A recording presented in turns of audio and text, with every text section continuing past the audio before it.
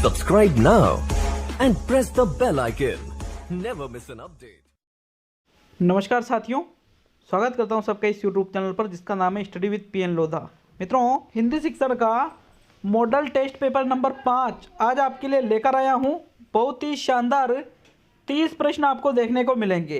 पूरे 31,000 पदों की जो ये भर्ती है, इसमें बिल्कुल आपको सिलेक्शन लेना है, तो साथियों तैयारी बिल्कुल जारी रखना है और आपको टेस्ट सीरीज लगातार ज्वाइन करके रखना है, क्योंकि बहुत ही मेहनत करके मैंने खुद ने इन 30 प्रश्नों को बनाया है साथियों। तो आप वीडियो को ज़रूर देखें और सुबह आपके 8 बजे, कितनी बजे, 8 बजे साइकोलॉजी इन एनसीईआरटी 11th की जो साइकोलॉजी की बुक है वहाँ से शानदार प्रश्न आएंगे। तो साथियों शुरू करते हैं इस टेस्ट को, देखते हैं आप कितने क्वेश्चन सही कर पाते हो। मुझे विश्वास है कि आप ये टेस्ट दोगे तो आपको बहुत ही अच्छा फील होगा और आपको अपनी तैयारी का स्तर अच्छी तरह से पता लग जाएगा। आपके प्रथम प्रश्न आता है मित्रों, प्रश्न को समझना है और फिर उत्तर देना है। निम्न में से किस शब्द में संधि सही नहीं हुई है? तो जिस शब्द में आपको लगता है कि ये संधि सही नहीं है, मतलब ये गलत है, क्या है ये गलत है, तो उसको आपको सही करना है, वही आपका सही आंसर रहेगा। विकल्प 1 है मन है प्लस चिकित्सा बराबर मनोचिकित्सा, मन है प्लस विज्ञान बराबर मनोविज्ञान, रज है प्लस कण बराबर रज है कण और अहन प्लस रात्रि बराबर अहोरात्र। तो साथियों देखिए होता क्या है, यहाँ पर आपको गलत विकल्प का चयन करना है कि जो संधि की दृष्टि से गलत है। तो अहन प्लस रात्रि से अहोरात्र बनता है, रज है प्लस कण, इससे रजोकण नहीं बनता है। एक शब्द आता है रजोकण, आप जो कई जगह लिख देते हो, तो ये शब्द क्या है, अशुद्ध है।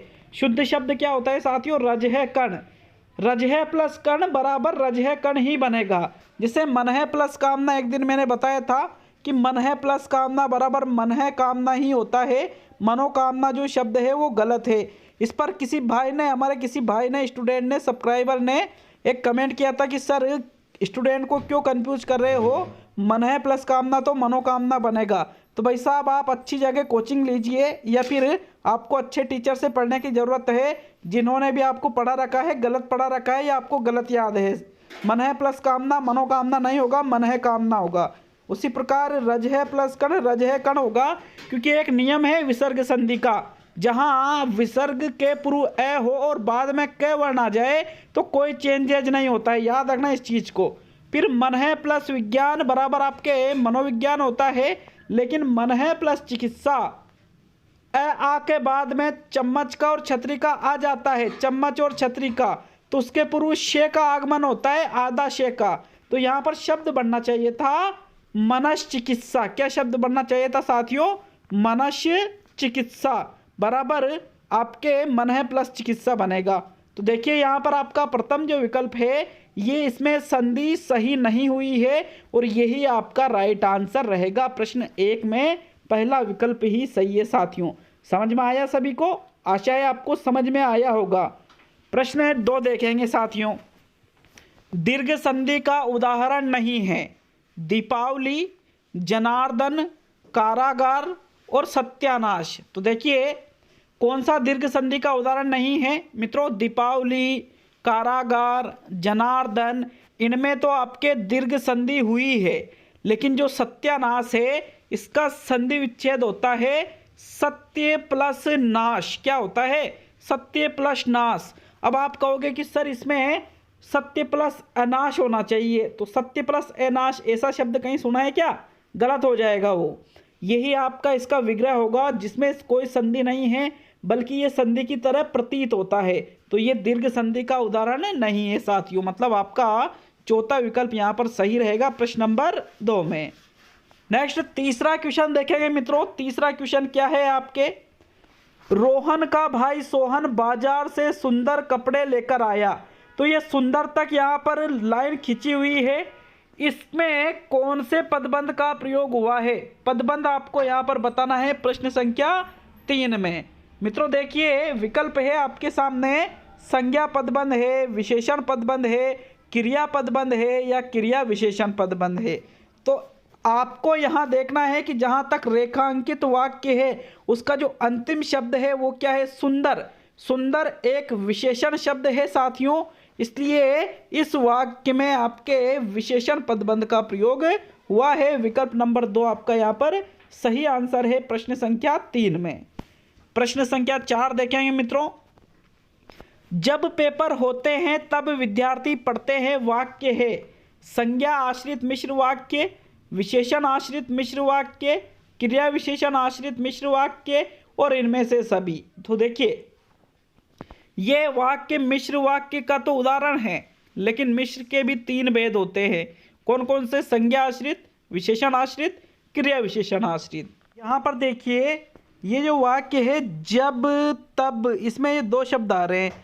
जहाँ पर भी आपको क्रिया विशेषण आश्रित वाक्य सही करना पड़ेगा तो आपको वाक्य में ये देखना होगा कि जब तब से जब वाक्य जुड़ा हो और जो सो से जब वाक्य जुड़ा हो, जैसा तैसा से जब वाक्य जुड़ा हो, तो वहाँ पर क्रिया विशेषण आश्रित वाक्य होता है। मतलब यहाँ पर आपका तीसरा विकल्प सही है साथियों, प्रश्न नंबर 4 में। चलिए नेक्स्ट क्वेश्चन की ओर बढ़ेंगे साथियों। प्रश्न नंबर 5, किस विकल्प में वाक्य के अन्वय नामक तत्व से संबंधित कमी है?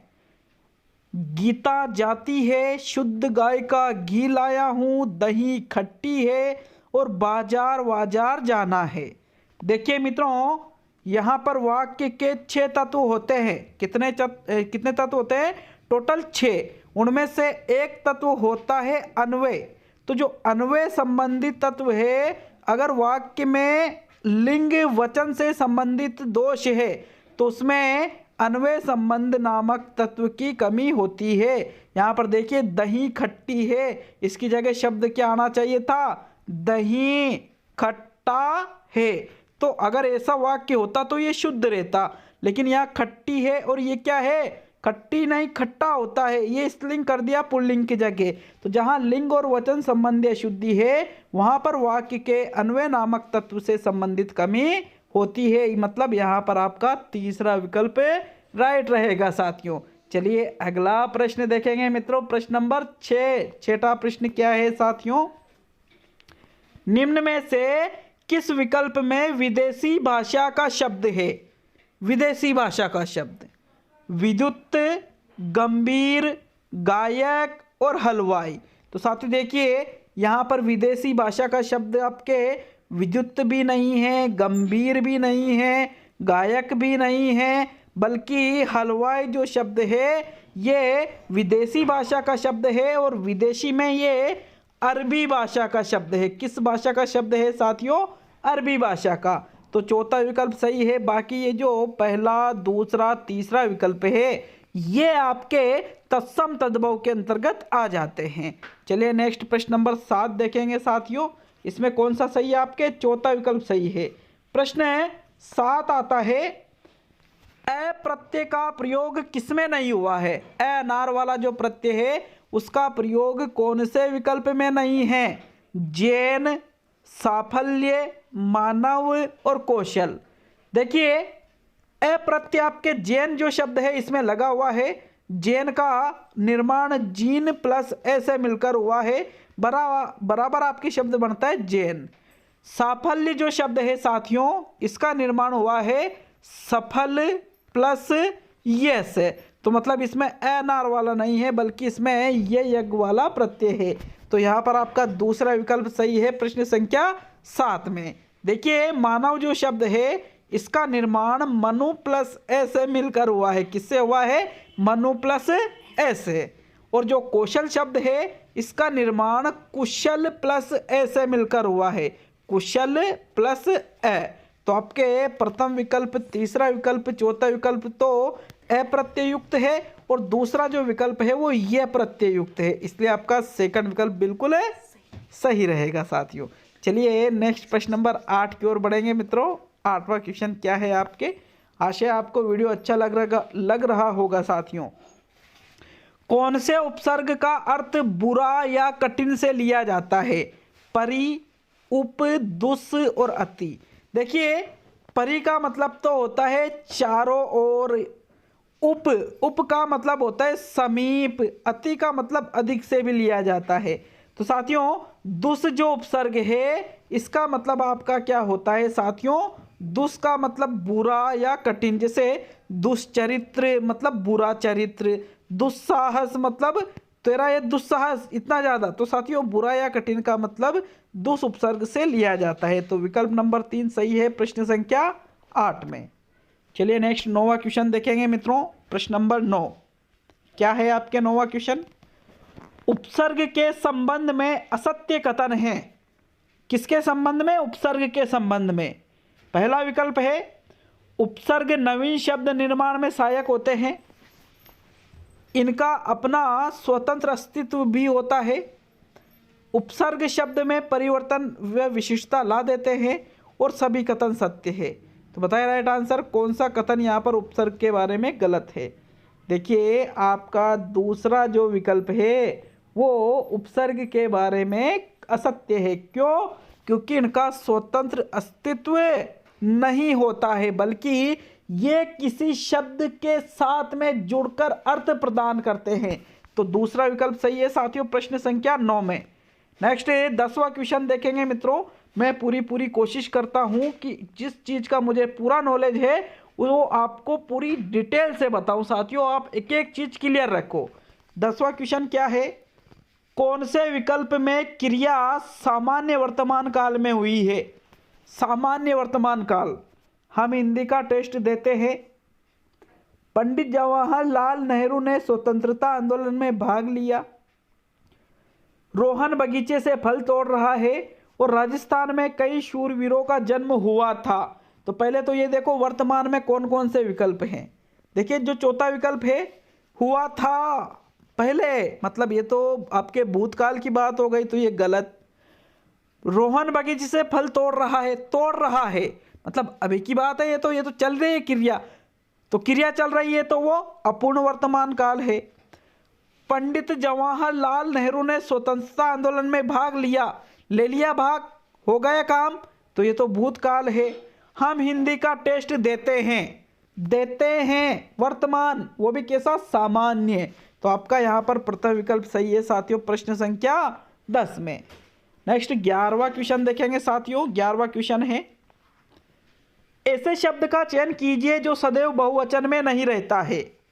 हस्ताक्षर, आंसू, तेवर और जल। देखिए कैसे याद रहेगा आपको ये क्वेश्चन। इस तरह के प्रश्नों को आपको कैसे सोल्व करना है, बहुवचन में नहीं रहता है, तो जो बहुवचन में नहीं रहता है वो आपका आंसर है, मतलब जो एक वचन में आएगा। तो हस्ताक्षर कर दिए तो ये तो बहुवचन है। आंसू आ गए बहुवचन है। तेवर जो अपन कहते हैं नॉर्मली उस शब्द को, तो तेवर भी बहुवचन है, लेकिन जो जल शब्द है, जल या फिर जल की जगह पानी भी आपके आ सकता था, ये शब्द क्या है साथियों, एक वचन है, ये सदैव बहुवचन में नहीं रहता है, इसलिए आपका चौथा विकल्प यहाँ पर सही रहेगा प्रश्न संख्या 11 में। नेक्स्ट 12वां क्वेश्चन देखेंगे मित्रों। 12वां क्वेश्चन क्या है, कौन सा शब्द बहुवचन नहीं है। चूहिया, ये निंदिया, क्या है ये, निंदिया, चिड़िया और दुनिया। देखिए जो स्त्रीलिंग शब्द है और उसके बाद में या के ऊपर चंद्र बिंदु लगा हो तो वो बहुवचन बन जाता है, लेकिन अगर कोई चीज इसमें ब्रह्मांड में एक ही है तो फिर उसका कोई बहुवचन नहीं बन सकता। इसलिए ये जो दुनिया शब्द ये है, भले ये एक स्त्रीलिंग शब्द है और इसके पीछे या के ऊपर ये चंद्र बिंदु लगा है, लेकिन इसमें बहुवचन नहीं है, इसमें क्या है, एक वचन, क्योंकि दुनिया कितनी है, एक है साथियों। इसलिए जो चीज एक है उसका आप बहुवचन नहीं बना सकते, ये इसका अपवाद है साथियों। मतलब चौथा विकल्प आपका यहाँ पर सही रहेगा प्रश्न संख्या 12 में। नेक्स्ट प्रश्न संख्या 13 देखेंगे साथियों। 13वां क्वेश्चन है आपके, पुल्लिंग शब्द किस विकल्प में दिया हुआ है। दिनांक, नौकरी, दया और दयालु। देखिए पुल्लिंग शब्द की अगर बात करें तो वही मैंने आपको वाक्य प्रयोग वाला बता दिया, अच्छा है, अच्छी है। दिनांक अच्छा होता है या अच्छी होती है, तो साथियों अच्छी होती है, ये स्त्रीलिंग है। नौकरी अच्छी होती है, स्त्रीलिंग है। दया अच्छी होती है, स्त्रीलिंग है। दयालु अच्छी होती है या अच्छा होता है, अच्छा होता है साथियों। दयालु तो मतलब ये जो चौथा विकल्प है ये आपका पुल्लिंग शब्द है और यही आपका सही आंसर है। नेक्स्ट प्रश्न संख्या 14 पे आते हैं। उपमेय उपमान का संबंध किस विकल्प में है? धर्माधर्म, मुखारविंद, ये हटनीय, सॉरी ये मैंने लिखा था हथ घड़ी, क्या लिखा था मैंने? हथ घड़ी, और ये है लावारिस। देखिए लावारिस, इसमें ला उपसर्ग लगा हुआ है तो ये अविभाव है। धर्माधर्म, धर्म या धर्म, तो ये आपके द्वंद्व है। हथ घड़ी, हाथ में पहने जाने वाली घड़ी, यहाँ पर लुप्त पद तो तत्पुरुष है। मुखारविंद, मुख रूपी अरविंद, तो यहाँ पर मुखारविंद का ये है आपके, इसमें साथियों क्रमधारय समास है और क्रमधारय में ही उपमेय उपमान संबंध बताता है। मतलब मुखारविंद का मतलब क्या होता है? अरविंद का मतलब होता है साथियों कमल, क्या होता है? कमल होता है, तो कमल के समान मुख, दूसरा विकल्प सही रहेगा प्रश्न संख्या 14 में। प्रश्न 16 आता है, आप सॉरी 16 क्या, प्रश्न 15 आता है। संज्ञा से निर्मित विशेषण है लड़ाकू, ऊपरी, मेरा और मानवीय। देखिए संज्ञा से निर्मित विशेषण छांटना है तो पहला विकल्प क्या है? लड़ाकू। तो लड़ाकू में मूल शब्द क्या है? लड़ना। तो यहाँ पर लड़ना जो मूल शब्द है ये तो क्रिया है, तो ये तो आपका आंसर नहीं रहेगा। फिर दूसरा है ऊपरी, ऊपरी में मूल शब्द क्या है? ऊपर, ऊपर तो आपके अव्यय है, तो ये भी आपका आंसर नहीं रहेगा क्योंकि आपको क्या देख रहा है? संज्ञा। मेरा, मेरा शब्द क्या है साथियों? देखिए मेरा तो ये तो सर्वनाम के अंतर्गत आ जाता है, मैं का ही एक रूप है ये, तो ये भी आपका आंसर नहीं है। लेकिन जो मानवीय शब्द है इसमें मूल शब्द क्या है? मानव, जो कि एक संज्ञा शब्द है और इसमें ई प्रत्यय लगा हुआ है जिससे शब्द बनता है मानवीय। मतलब आपका यहाँ पर जो चौथा विकल्प है ये संज्ञा से निर्मित विशेषण है। विकल्प नंबर 4 सही रहेगा साथियों प्रश्न संख्या 15 में। अगला क्वेश्चन देखते हैं, प्रश्न 16। निजवाचक सर्वनाम है। प्रश्न को अच्छी तरह से देखिए, विकल्पों को अच्छी तरह से देखिए और फिर आंसर दीजिए। वह मेरा खेत है, मैं स्वयं चला जाऊंगा, वह मेरे दादाजी है और नेताजी स्वयं अपना भाषण तैयार करते हैं। देखिए वह मेरा खेत है, मतलब मेरा मतलब निश्चित, तो साथियों इसमें तो निश्चयवाचक सर्वनाम है तो ये आपका आंसर नहीं रहेगा। मैं स्वयं चला जाऊंगा, अब देखिए खुद के लिए 2 बार मैं स्वयं, मतलब यहाँ पर निजवाचक सर्वनाम का प्रयोग हुआ है, दूसरा विकल्प आपका सही है। वह मेरे दादाजी है, इसमें भी निश्चयवाचक सर्वनाम है। नेताजी स्वयं अपना भाषण तैयार करते हैं, तो साथियों देखिए नेताजी स्वयं अपना भाषण तैयार कर रहे हैं, तो यहाँ पर साथियों इसमें भी निजवाचक सर्वनाम है। मतलब आपका दूसरा और चौथा जो विकल्प है दोनों ही इस क्वेश्चन में सही आंसर रहेंगे। प्रश्न 17 देखेंगे साथियों। कौन सा शब्द भाववाचक संज्ञा का है? पुराण, चार दीवारी, भीतरी और गरिमा। तो साथियों राइट आंसर बताना है। दिए गए विकल्प जो है इनमें से आपको कौन सा शब्द लग रहा है जो कि एक भाववाचक संज्ञा का शब्द है? मित्रों राइट आंसर बताइए प्रश्न संख्या 17 में। देखिए पुराण, पुराण शब्द भाववाचक में नहीं आता है। भीतरी शब्द आपके विशेषण शब्द है। चार दीवारी विशेषण शब्द है। लेकिन जो गरिमा है, गरिमा शब्द साथियों आपके भाववाचक संज्ञा के अंतर्गत आता है। प्रश्न संख्या 14 में आपके चौथा विकल्प सही है। तो ये तो 17 क्वेश्चन आपके ग्रामर के थे जो मैंने बहुत अच्छे से आपको समझाने की कोशिश की है। अब 13 क्वेश्चन और बच रहे हैं जो कि आप टीचिंग मेथड के अंतर्गत पढ़ने वाले हो साथियों। तो चलिए अगला प्रश्न नंबर 18 देखेंगे। समवाय विधि में शिक्षण होता है, 18वें क्वेश्चन है। बालक से अलग व्याकरण ज्ञान कराना, सभी विषयों का समेकित ज्ञान कराना, भाषा शिक्षण के साथ व्याकरण ज्ञान कराना और उपयुक्त सभी। तो साथियों समवाय विधि, देखिए जो आपकी समवाय विधि है इसमें क्या होता है साथियों कि जो भाषा का शिक्षण कराया जाता है उसी के साथ व्याकरण का ज्ञान भी करा दिया जाता है। जैसे बच्चों को आप पाठ पढ़ा रहे हो और उसी के साथ आप बच्चों को व्याकरण का ज्ञान भी दे रहे हो, तो वो कौन सी है? समवाय विधि। तीसरा विकल्प आपका सही है साथियों प्रश्न संख्या 18 में। मित्रों प्रश्न नंबर 19 पे आते हैं। अब 19वां प्रश्न क्या है आपका? देखिए 19वां प्रश्न है प्रयोग विधि को और क्या कहते हैं? सूत्र विधि, भाषा संसर्ग विधि, आगमन विधि और शब्द प्रदान विधि। तो साथियों देखिए क्वेश्चन आपसे क्या कह रहा है, प्रयोग विधि को और क्या कहते हैं? तो प्रयोग विधि को उदाहरण विधि भी कहा जाता है और आगमन विधि भी कहा जाता है। मतलब आगमन विधि के दो रूप होते हैं साथियों, एक तो होता है उदाहरण विधि और एक होता है प्रयोग विधि। मतलब आपका यहाँ पर तीसरा विकल्प सही है प्रश्न संख्या 19 में। ठीक है, क्लियर है साथियों सभी के? नेक्स्ट है प्रश्न नंबर 20 देखेंगे। 20वां क्वेश्चन है साथियों, प्रवचन विधि किस शिक्षण से संबंधित है? पद्य शिक्षण से, गद्य शिक्षण से, रचना शिक्षण से और कविता शिक्षण से। देखिए आपकी जो प्रवचन विधि है, प्रवचन जब किसी मैटर पर दिया जाता है तो वो गद्य का मैटर होता है। किसका मैटर होता है मित्रों? गद्य का। मतलब यहाँ पर आपका दूसरा विकल्प सही है, प्रवचन विधि गद्य शिक्षण के अंतर्गत आती है साथियों। विशेष तौर पे इन प्रश्नों को अच्छी तरह से याद करना है, एग्जाम लेवल के प्रश्न हैं, याद रखना है इन प्रश्नों को। दूसरा विकल्प आपका सही है साथियों प्रश्न 20 में। नेक्स्ट है 21वां क्वेश्चन है, निम्न में से कौन सी विधि प्रश्नोत्तर विधि भी है? व्याख्या विधि, खंडान्वय विधि, दंडान्वय विधि और अर्थबोध विधि। तो मित्रों प्रश्नोत्तर विधि देखो, व्याख्या को तो कह नहीं सकते, अर्थबोध को कह नहीं सकते, दो विकल्प है खंडान्वय और दंडान्वय। तो मित्रों आपकी जो खंडान्वय विधि है इसी को प्रश्नोत्तर विधि भी कहते हैं। दूसरा विकल्प साथियों प्रश्न नंबर 21 में सही आंसर है आपका।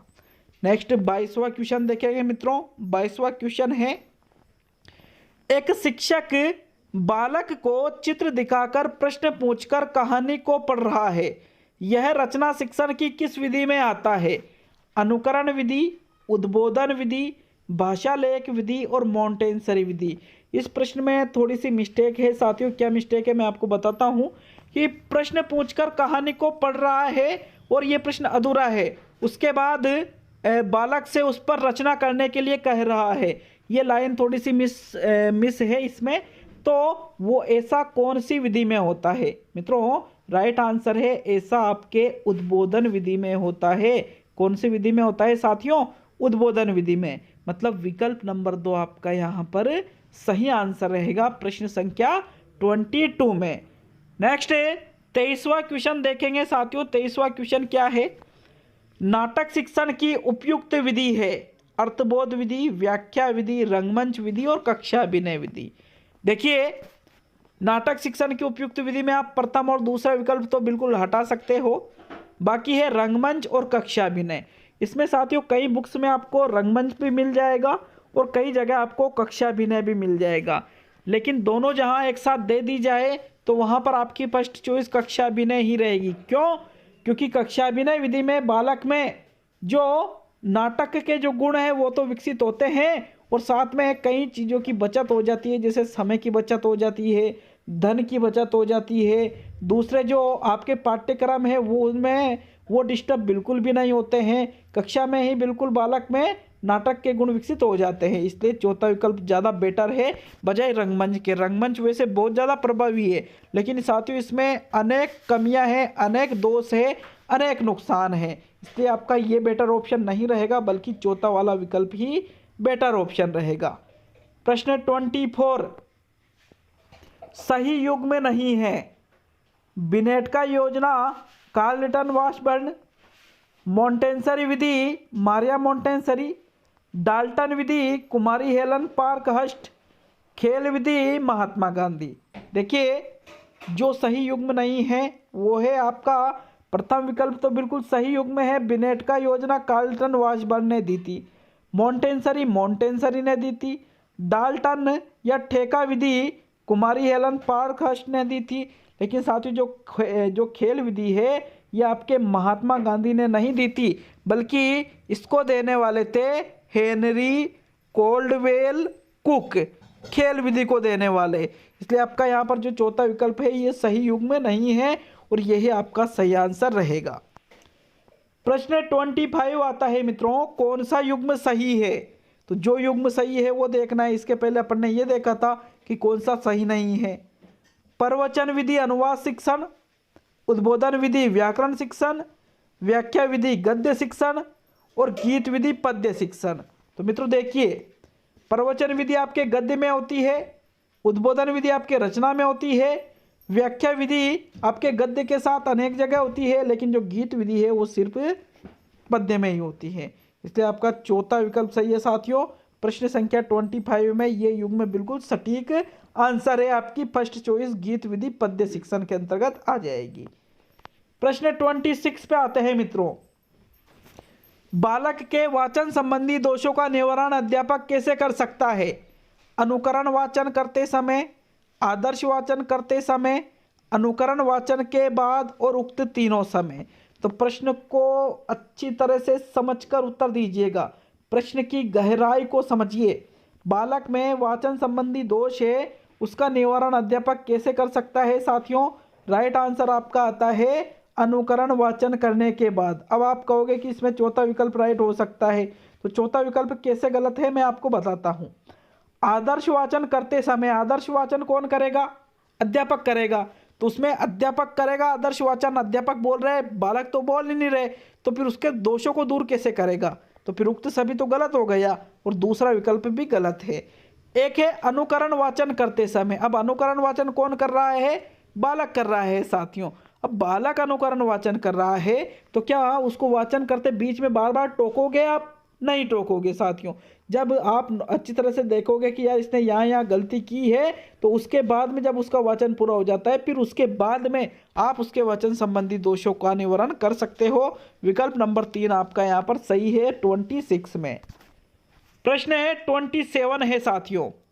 भाषा में आकलन की प्रक्रिया पाठ के अंत में दिए गए अभ्यासों के माध्यम से होती है, सीखने सिखाने के दौरान भी चलती है, केवल बच्चों का निष्पादन जानने के लिए होती है और केवल शिक्षक का निष्पादन जानने के लिए होती है। तो मित्रों, भाषा शिक्षण में बात करें आकलन की प्रक्रिया की, तो आपके आकलन की प्रक्रिया है वो सीखने सिखाने के दौरान भी चलती रहती है। कि जब बच्चों को आप पढ़ाते हो, बच्चों को कुछ सिखाते हो, तो उसके दौरान भी भाषा में आकलन की प्रक्रिया होती है साथियों। दूसरा विकल्प सही है। बाकी 3 जो विकल्प है कि आकलन सिर्फ पाठ के अंत में दिए गए अभ्यास से थोड़ी होता है, बीच में भी होता है, केवल निष्पादन जानने के लिए थोड़ी होता है, सुधार के लिए भी होता है, केवल शिक्षक का निष्पादन जानने के लिए थोड़ी होता है, बच्चों का भी निष्पादन जाना जाता है।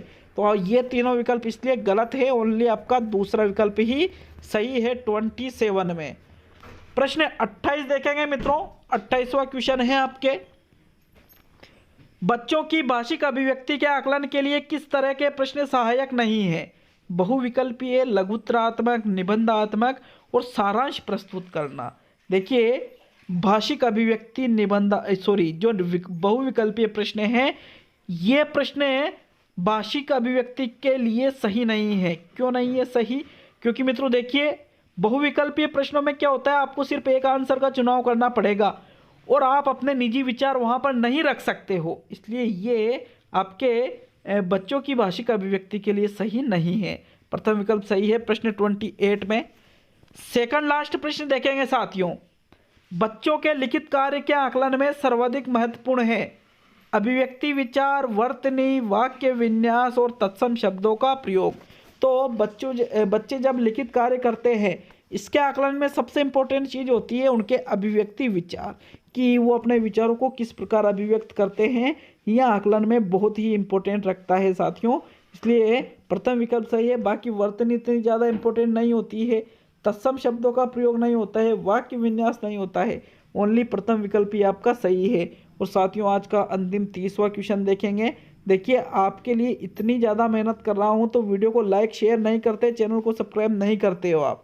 अभी भी लगभग चैनल पर 40% लोग ऐसे हैं जिन्होंने वीडियो तो देखते हैं वो लोग, लेकिन वो चैनल को सब्सक्राइब नहीं कर रखा है। 40% लोग हैं साथियों ऐसे। कितने? 40%। तो ये बहुत बड़ा रेशियो है, जो एक तरह से वो कहते हैं ना कि हाँ, काम तो पूरा लिया जा रहा है, लेकिन सामने वाले को एक सब्सक्राइब करना है कि भाई हाँ, उसको लगे कि यार लोग जुड़े हैं, वो नहीं लगना चाहिए उसको। प्रथम विकल्प आपका सही है यहाँ पर। और आज का अंतिम क्वेश्चन देखेंगे साथियों। किस विद्वान का मूल्यांकन उपागम उद्देश्य केंद्रित है? कि उद्देश्य केंद्रित मूल्यांकन उपागम किसने बताया है? बीएस ब्लूम, मॉरिसन, हर्बर्ट उपागम और ड्यूवी किलपेट्रिक उपागम। तो मित्रों देखिए, बीएस ब्लूम का जो मूल्यांकन उपागम है वो कैसा है? उद्देश्य केंद्रित। प्रथम विकल्प आपका यहाँ पर सही है प्रश्न नंबर 30 में। 8 बजे साइकोलॉजी का वीडियो आ रहा है, उसको देखना नहीं भूले। याद रखोगे उस वीडियो को, बहुत ही शानदार प्रश्न बनाए हैं साथियों मैंने। मिलते हैं अगले वीडियो में, बहुत ही जल्द आपसे फिर से मुलाकात होगी साथियों। बहुत बहुत धन्यवाद सभी लोगों का।